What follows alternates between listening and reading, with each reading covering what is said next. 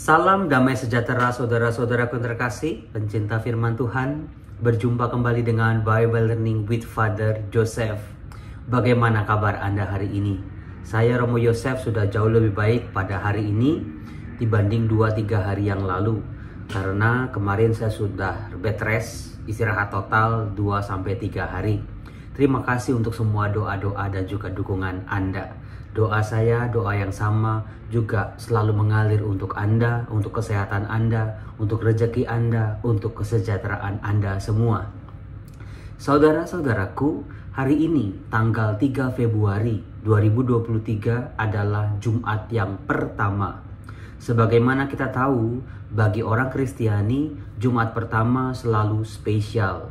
Karena kita dedikasikan untuk betul-betul menghayati, merasakan, ikut serta dalam karya penebusan Kristus. Maka saudara, kalau di hari Jumat pertama ada kesempatan besar untuk Anda, untuk perayaan Ekaristi, untuk doa Rosario, untuk ibadah tobat, silakan kesempatan itu diambil. Jangan biarkan rahmat istimewa itu berlalu begitu saja. Saudara-saudaraku, 3 hari saya di rumah sakit, saya memperoleh pengalaman iman yang luar biasa. Untuk bisa memulai pengalaman itu, saya mau membuat contoh seperti ini. Di tangan saya ada sebuah pisang. Kalau menurut Anda, pisang ini bagus atau tidak? Silakan Anda jawab di kolom komen. Menurut Anda, pisang ini bagus atau tidak? Bagi orang yang hanya melihat fisik, melihat tampak luar, akan dengan mudah mengatakan, "Oh Romo, jelek itu pisangnya Romo, udah coklat-coklat, udah nggak berbentuk," misalnya seperti ini. Tetapi bagi kita yang sudah tahu bagaimana perpisangan, bagaimana buah-buahan, justru pisang yang seperti inilah yang paling enak, paling tepat untuk dimakan hari ini. Karena kemarin atau 2 hari yang lalu, pisang ini masih mulus, kuningnya bagus, lalu juga masih kencang seperti itu. Tetapi kalau dimakan 2-3 hari lagi, pasti hitam-hitamnya sudah semakin banyak. Nah, saudara-saudara terkasih, cerita iman saya juga berkaitan seperti pisang ini. Jadi begini, pagi ini saya diminta untuk puasa oleh dokter. Sebetulnya diminta puasanya sejak kemarin malam, jam 12 malam saya diperiksa glukosa, gula darah. Jam 12 langsung dibilangin, "Romo, besok pagi Romo akan diambil darah dalam jumlah yang cukup besar, 3 tabungnya besar-besar. Jadi katanya pemeriksaan darah khusus. Untuk itu saya harus puasa minum, puasa makan. Bahkan di depan pintu saya ada tulisan puasa, supaya suster-suster yang lain tahu saya nggak boleh makan, nggak boleh minum." Nah, pagi tadi sekitar jam 7 ada seorang suster datang ke kamar saya, bilang, "Romo, siap-siap ya Romo ya, kami akan ambil darahnya cukup banyak, 3 tabung besar-besar, supaya semuanya lancar." Lalu terjadilah proses pengambilan darah di tangan kanan. Waktu itu susternya ambil, saya kan nggak berani melihat, karena kalau saya melihat tambah deg-degan. Itu nggak ada proses apa-apa. Suster itu panggil suster yang lain untuk minta bantuan, karena masih pagi, belum banyak yang datang. Kemudian yang terjadi adalah setelah kurang lebih 3 menit, 4 menit, suster itu berkata, "Romo, mohon maaf, pengambilan darahnya gagal karena darahnya kental, karena darahnya tersendat-sendat. Alhasil yang diminta itu kan 3 botol, sementara yang keluar hanya setengah botol." Maka suster itu bilang, Romo istirahat dulu aja ya, nanti beberapa menit kemudian kami akan datang lagi," katanya, "untuk mengambil." Lalu ya sudah. Nah, datanglah setelah 30 menit suster yang kedua. Suster itu langsung berbicara, "Romo, nama saya Suster Nona dari Flores. Umurnya sudah sangat senior karena bulan November nanti suster ini akan pensiun, suster perawat. Nah, apa yang terjadi? Ada sesuatu yang sangat berbeda. Suster ini sebelum menyuntikan suntikan ke tangan saya selalu bilang apa? Dalam nama Yesus, Tuhan Yesus bantu saya, Tuhan Yesus bantu saya. Sungguh pengalaman yang luar biasa. Ternyata suster itu satu, suster yang sudah berpengalaman. Itu yang pertama. Yang kedua, suster itu menyebut nama Yesus. Yang ketiga, suster itu menggunakan pengalaman imannya dalam peristiwa-peristiwa sulit. Sampai-sampai suster tadi bilang, wah Romo, puji Tuhan, semuanya sudah lancar. Padahal ini pengambilan darahnya cukup sulit.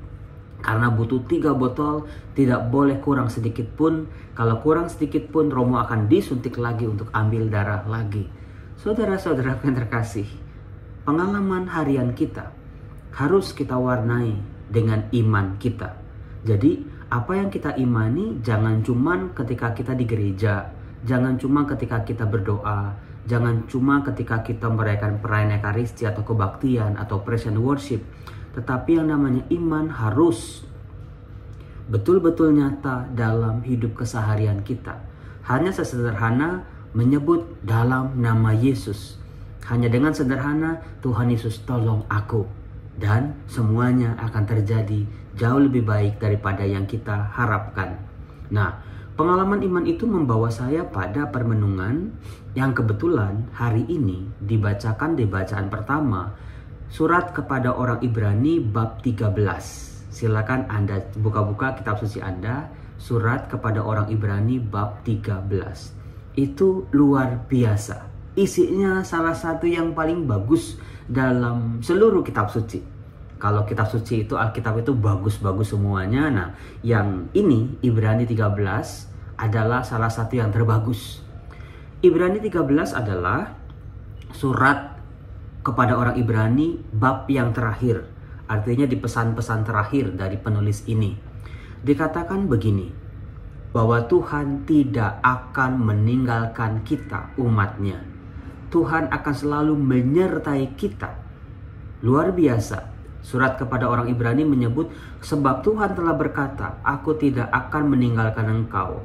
Aku akan selalu menyertai engkau. Apakah Anda tahu? Penulis surat Ibrani ini mengutip salah satu pesan Allah, firman Allah kepada seseorang yang luar biasa dalam perjanjian lama. Apakah Anda bisa menebaknya? Aku tidak akan meninggalkan engkau. Aku akan selalu menyertai engkau.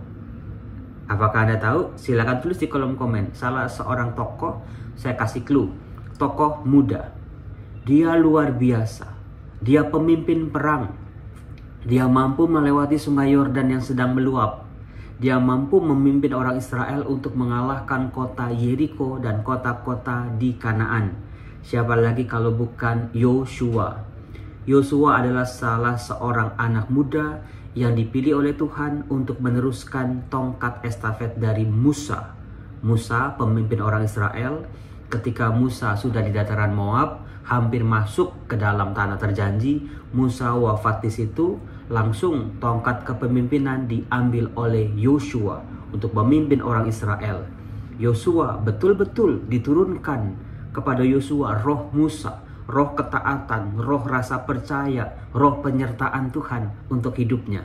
Dan betul Yosua seorang anak muda hidup dalam ketaatan, hidup dalam takut akan Tuhan, hidup yang betul-betul mengikuti perintah-perintah Tuhan. Dan alhasil saudara-saudara, Yosua sama sekali tidak pernah diceritakan kejelekannya, kelemahannya dalam kitab suci, dalam kitab Yosua ataupun dalam kitab Keluaran. Nah, dari sini kita bisa belajar bahwa bukan soal usia kita bisa mengikuti Tuhan atau tidak. Bukan soal pengalaman kita boleh percaya sama Tuhan, tetapi oleh sesuatu yang lain, yaitu buah ketaatan. Artinya, kalau kita bisa berpegang pada Tuhan, Tuhan menyertai kita, Tuhan menyertai kita sepanjang hidup kita. Bukan soal, oh aku sudah melewati berbagai macam pengalaman-pengalaman hidup. Contoh Yosua, orang muda dengan ketaatannya yang luar biasa. Dia berpegang teguh pada perintah-perintah Tuhan, alhasil imannya luar biasa. Jadi iman seseorang tidak diukur oleh usia. Bisa jadi orang yang tua, orang yang sudah lanjut usia memang betul-betul kuat imannya, tapi masih bisa kita temukan justru orang-orang yang sudah lanjut usia malah makin ragu dengan imannya. Sementara anak-anak muda, di mana kita menemukan anak-anak muda sedang mencari jawab tentang kebenaran, tentang keselamatan, tentang jawaban atas segala pertanyaan-pertanyaan di dalam pikirannya. Tetapi contoh Yosua, anak muda yang sudah sejak muda mendedikasikan hidupnya untuk Tuhan. Nah, itu bisa Anda lihat di kitab Yosua bab 1 ayat 5. Kemudian saudara-saudara, penulis surat kepada orang Ibrani mengatakan bahwa karena Tuhan sudah berjanji, Tuhan tidak akan pernah meninggalkan kita, bahwa Tuhan akan selalu menyertai kita, maka dari itu kita bisa berharap bahwa Tuhan adalah penolong kita. Kepada siapa kita harus takut? Itu di surat kepada orang Ibrani bab 13 ayat 6. Tuhan adalah penolong kita, kepada siapa kita harus takut? Itu lagi-lagi saudara-saudara, penulis kitab surat kepada orang Ibrani ini mengutip salah satu kutipan paling bagus juga dalam Perjanjian Lama. Apakah Anda sudah ingat? Silakan tulis di kolom komen. Tuhan adalah penolongku, kepada siapa aku harus takut? Ini lebih gampang daripada yang tadi. Ya, Anda betul. Kutipan dari kitab Mazmur bab berapa? Bab 118. Tuhan adalah penolongku, kepada siapa aku harus takut? Kalau dalam Mazmur diungkapkan dengan kosakata yang lain, Tuhan adalah kekuatanku, kepada siapa aku harus takut? Bahasa Ibraninya saya masih ingat. Adonai meos chayai mimi ira. Adonai meos chayai, Tuhan adalah kekuatanku, kepada siapa aku harus gentar atau takut? Sementara penulis kitab Ibrani mengutip kosakata yang lain, Tuhan adalah penolong kita, kepada siapa kita harus gentar? Saudara-saudara, siapa dalam hidup ini pernah merasakan ketakutan, kecemasan, kekhawatiran, kegentaran? Romo, ketika ada begitu banyak pegangan-pegangan dalam hidup kita, misalnya uang tabungan kita itu masih banyak, masih ya bisa jutaan, bisa puluhan juta, bisa ratusan juta, bahkan miliaran, kayaknya kita jadi manusia itu nggak ada takutnya. Semua seolah-olah bisa kita beli sama duit. Itu pandangan manusia. Ketika jabatan kita sudah paling tinggi lah, kita bisa mengeruk keuntungan, kita bisa memperoleh banyak hal dari kedudukan itu, nggak ada yang kita takutin. Termasuk mungkin salah satunya Tuhan aja nggak ditakutin kalau orang sudah punya jabatan yang sangat tinggi. Kalau kita punya kesehatan yang sangat prima gitu ya, kita nggak bakal takut sama sakit penyakit. Tetapi saudara-saudara terkasih, kita bisa belajar bahwa hal-hal yang tadi saya sebut yang biasanya menjadi pegangan bagi manusia dalam menjalani hidup ternyata tidak menjamin. Contoh paling bagus adalah dalam bacaan Injil, yaitu kisah Yohanes Pembaptis dan Herodes. Berbicara soal Herodes, saudara-saudaraku, saya cuma bertanya, kurang apa Herodes itu? Dia seorang pemimpin, wali negeri yang ditunjuk oleh Kaisar Romawi untuk memimpin orang-orang di Yudea. Dia pasti punya kekayaan yang berlimpah ruah. Kalau Anda lihat, gedung-gedung atau bangunan-bangunan peninggalan Herodes itu luar biasa. Mega structure, bangunan-bangunan yang sangat megah pada masa itu. Pasti kita bisa membayangkan orang ini, pribadi ini punya kuasa yang sangat luar biasa, punya pengaruh yang luar biasa sehingga bisa punya bangunan-bangunan sehebat itu pada zaman itu. Tetapi saudara-saudara, ada satu hal yang kurang dari Herodes. Dia mungkin punya kekuasaan, dia punya materi, dia punya pengaruh, tapi dia tidak punya iman. Itu yang kurang dari Herodes, yang membuat dia selalu takut, dia selalu cemas, dia selalu khawatir. Begitu mendengar 3 Majus dari timur tentang raja yang lahir, dia langsung gelisah. Dia langsung merasa, waduh, kompetitornya akan hadir yang akan menggusur dia. Maka dia harus menghabiskan itu semua. Kemudian juga sifat kekhawatiran dari Herodes tampak sekali ketika Yohanes Pembaptis menegur hidup perkawinannya. Bagaimana dia mengambil istri dari saudaranya. Dia menikahi istri saudaranya itu.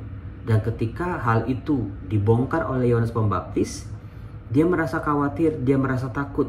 Tetapi dia juga sekaligus takut atau hormat terhadap Yohanes Pembaptis.